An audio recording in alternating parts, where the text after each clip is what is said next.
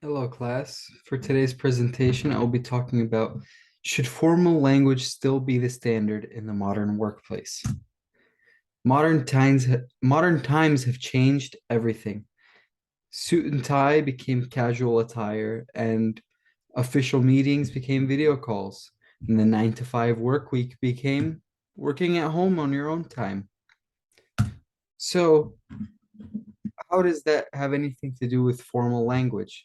Well, it's about the casuality of language in the workplace. And formal language dilutes the message, dehumanizes the sender and recipient, and is outdated in the modern workplace. Take a look at these two sentences. They convey the same message, but differently. Which one is easier to understand, and which one is the workplace standard? Why? Why should we have to dilute the message and make things excessively complicated because that's the way it's supposed to be done? The top message just adds extra confusion for no reason. And if this were an email, it could distract from the message altogether because I know I skim emails and other people skim emails too. So if someone were to skim over the top of this, a lot of it is just blah, blah, blah, and the message doesn't get through. It's dehumanizing. They're not just corporate, they're people up there in their upstairs office, and we're not just employees for them on the other side. We're people doing the work for them. So even those biggest, baddest Fortune 500 companies that sound like they're endlessly boring with all their job titles and stuff. The consultant to the advisor of the blah, blah, blah, boardroom, blah, blah, blah. They're all just people at the end of the day. So you should talk to them like people, and they should talk to you like a human being as well. They're not robots, and you aren't either.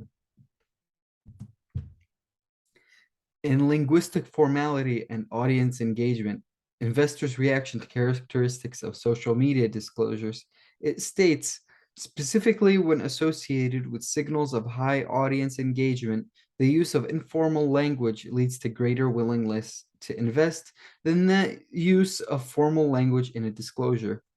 What this means is that people are people. Nobody wants to be talked to like a robot. If you come in with all this jargon and who market analysts suggest that the probability and likelihood of blah blah blah blah blah, no one cares. You lost me. Talk to me like a person. Then make a real human connection, which is going to be the reason why I invest time, energy, or effort into anything.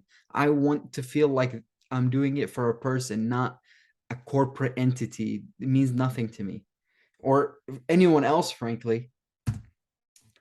It's obsolete.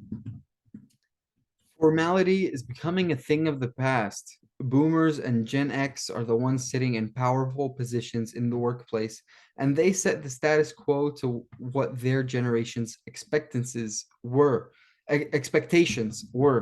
But as Gen Z and millennials begin to work and take those positions of power, they will begin to bring with them those subcultural mannerisms that we grew up with. You know, instead of having to write letters to somebody, you can send a text instantly across the world, and it's the same conversationalism as if they were sitting right next to you. You know, we don't, most emotions are communicated through emojis. We're Formality is a thing of the past. Everything is casual nowadays. Are you ready for Gen Z in the workplace? States Gen Z shares many traits with the millennial generation. They also bring in new patterns of behavior. Managers today not only have to understand how to best manage youthful, inexperienced employees, but also the unique characteristics of the generation shaped by their experiences. We are the future. We lived in a time that no other people throughout the history of the world could have even imagined. So I guess my closing point is, why should we stay tied down to these ways of the past when our lives have been so extremely different than the lives of those many people that have came before us. So I feel that the business workplace should reflect modern times in all aspects, but especially that of communication, because it is something we do so very often. Thank you for listening to my presentation, everybody. I hope you have a great day. Here's my references.